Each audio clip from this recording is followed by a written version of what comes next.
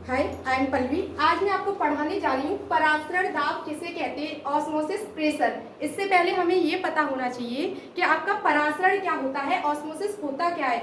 यहाँ आप देखिए, यह आपकी अर्धपारगम्य झिल्ली है। ये क्या है? अर्धपारगम्य झिल्ली। इसको हम सेमी परमेबल मेम्ब्रेन बोलते हैं। इस अर्धपारगम्य झिल्ली का कार्य क्या होता है? इस अर्धपारगम्य झिल्ली का कार्य होता है विलायक को विलयन की ओर ले जाना, मतलब विलायक का विलेय पदार्थों की ओर ले जाना। यहाँ आपका विलायक, इसको हम सॉल्वेंट बोलते हैं। जो आपका विलायक होता है, विलायक हम ये कह सकते हैं, जो आपके तनु पदार्थ होते हैं उनको आप विलायक बोल सकते हैं। जो पतले विलयन होते हैं जैसे कि जल को आप विलायक बोल सकते हैं। यहाँ पर आप देखिए, यहाँ पर विलायक के अणु है और यहाँ पर विलेय के अणु है, जिससे आपका विलयन तैयार हो गया, जिससे आपका सॉल्यूशन तैयार हो गया। यहाँ पर आपने क्या किया, जल के कणों को और यहाँ पर विलाय के कणों में ले जाना। ये इस अर्धपारगम्य झिल्ली सेमी परमेबल मेम्ब्रेन का कार्य होता है। या हम ऐसे कह सकते हैं, वे झिल्ली जो विलायक के कणों को अपने से होकर आर पार जाने देती है विलेय के कणों की ओर, उसे हम क्या बोलते हैं? अर्धपारगम्य झिल्ली। या यही क्रिया परासरण दाब में देखी जा सकती है। टाइप्स ऑफ मेम्ब्रेन, इसको हम क्या बोलते हैं? झिल्लियों के प्रकार। क्या बोलते हैं? झिल्लियों के प्रकार। झिल्ली जो होती है वो आपकी 3 प्रकार की होती है, जिसमें आपकी फर्स्ट होती है पारगम्य झिल्ली। पारगम्य झिल्ली। इस पारगम्य झिल्ली का कार्य क्या होता है? इस पारगम्य झिल्ली का कार्य होता है विलेय और विलायक, विलेय और विलायक दोनों के कणों को आर पार जाने देना। ये आपकी पारगम्य झिल्ली होती है। इसका कार्य होता है विलेय और विलायक दोनों ही कणों को आर पार जाने देना। अब ये आपकी सेकंड होती है अपारगम्य झिल्ली। अपारगम्य झिल्ली।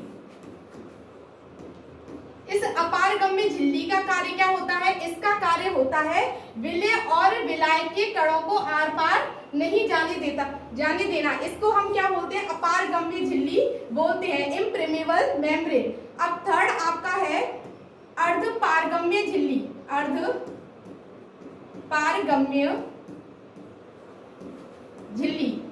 अर्धपारगम्य झिल्ली, इसको हम बोलते हैं सेमी परमेबल मेम्ब्रेन। इसका कार्य क्या होता है? इसका कार्य होता है विलेय के जो कण होते हैं, विलेय के कणों को नहीं जाने देना। इसका कार्य होता है विलेय के कणों को नहीं जाने देना, और जो विलायक के कण होते हैं, जो पतले विलयन होते हैं, उनको जाने देना। ये इसका कार्य होता है अर्धपारगम्य झिल्ली, जिसको हम क्या बोलते हैं? सेमी परमेबल मेम्ब्रेन बोलते हैं। अर्धपारगम्य झिल्ली के बारे में अगर हम बात करें तो हम ये इस तरीके से बोल सकते हैं, ये झिल्ली हमें जंतु कोशिकाओं में भी देखने को मिलती है, ये झिल्ली हमें पादप कोशिकाओं में भी देखने को मिलती है। और ये अर्धपारगम्य जो झिल्ली होती है, हम जैसे आपने क्या किया, एक छलनी ली, छलनी में आपने क्या किया, शहद को लिया, हनी को लिया, आपने डाला तो और एक तरफ आपने क्या किया, छलनी लिया और एक तरफ आपने जल लिया, जल को उसमें डाला, तो आपका पहले क्या जाएगा? पहले आपका जल छलनी के माध्यम से नीचे निकल जाएगा, और दूसरी तरफ हम देखेंगे जो हनी है उसको जाने में टाइम लगेगा। तो हनी आपका क्या हो गया? ये विलयन हो गया, सॉल्यूशन हो गया, जिसे हम विलेय भी बोल सकते हैं। तो ये क्या कर रहा है? विलेय पदार्थों के कणों को नहीं जाने दे रहा, और जो आपके विलायक के कण होते हैं, जो पतले विलयन होते हैं, इनको जाने देना इस अर्धपारगम्य झिल्ली का कार्य होता है। अब हम ऑस्मोसिस प्रेशर की बात करते हैं, या फिर उससे पहले हम परासरण की बात करते हैं, ऑस्मोसिस की बात करते हैं। ऑस्मोसिस आपका होता क्या है?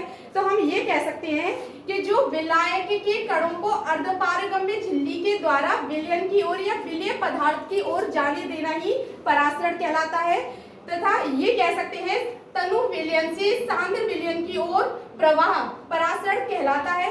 यहाँ हम ऑस्मोसिस प्रेशर की बात करते हैं, परासरण दाब की बात करते हैं। यहाँ देखिए, ये आपका आयताकार पात्र होता है, इसमें क्या लगा हुआ है? फ्लो इंडक्टर लगा हुआ है, जिसे हम बोलते हैं प्रवाह सूचक नली। प्रवाह सूचक नली।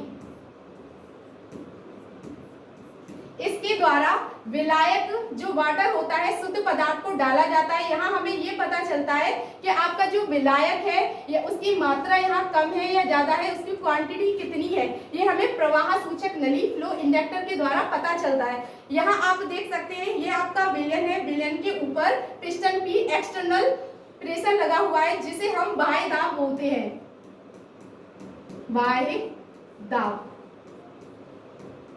अब इसका कार्य क्या होता है, जब विलायक के कण अर्ध पारगम्य झिल्ली सेमी परमेबल मेम्ब्रेन के द्वारा जाते हैं विलयन की तरफ, तो आप क्या देखेंगे कि यहाँ पर जो विलयन होता है, विलयन विलायक को अपनी तरफ आने के लिए कुछ टाइम लेता है। उसके लिए यहाँ पिस्टन पी के द्वारा इस विलयन पर हम एक दाब लगाते हैं। इस दाब के द्वारा यहाँ पर गैसें बनने लगती है। उन गैसों का कार्य क्या होता है, उन गैसों का कार्य ये होता है, अब जब विलायक को हम विलयन की ओर जाने देंगे तो जो विलायक होता है वो नीचे से खाली होता चला जाएगा।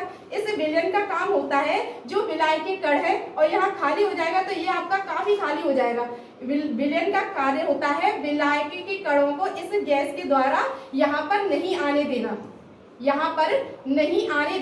जिसे हम क्या बोलते हैं, इसलिए हम इसके ऊपर पिस्टन पी के द्वारा एक दाब लगाते हैं। इस दाब को ही हम परासरण दाब कहते हैं। जैसे यहाँ देखिए, जब किसी विलयन या शुद्ध विलायक को अर्ध पारगम्य झिल्ली के द्वारा अलग किया जाता है तो विलायक विलयन की ओर जाने लगता है। विलायक का विलयन की ओर जाना ही परासरण कहलाता है तथा इस क्रिया को रोकने के लिए विलयन के ऊपर हम पिस्टन पी के द्वारा बाह्य दाब एक्सटर्नल प्रेशर लगाते हैं। इस बाह्य दाब को ही हम परासरण दाब कहते हैं। Thank you.